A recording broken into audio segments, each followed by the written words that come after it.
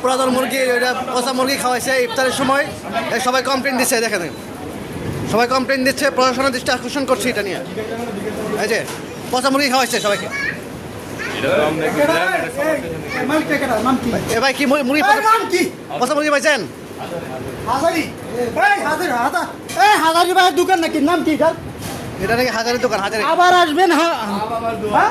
মা বাবা দোয়া, এটা নাকি আখাউড়া রেল স্টেশনের সাথে হাজারির দোকান নাকি মা বাবার দোয়া। পচা মুরগি খাই গেছি এবং 100% বিল পরিশোধ করছি। অর্ধেক খাইছি, অর্ধেক খাই নাই।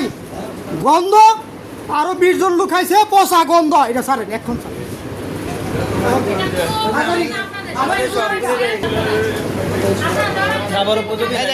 সব মুরগি আছে পচা পচা, সব পচা। কেউ কাস্টমার না খায়া বিল পরিশোধ করছে। দেখেন এই পচা মুরগি, পচা খাবার সব কাস্টমার ইফতারের সময় এই সমস্যা ওইগুলো হয়েছে। হাজারি করতে আসি হাজারি নাম্বার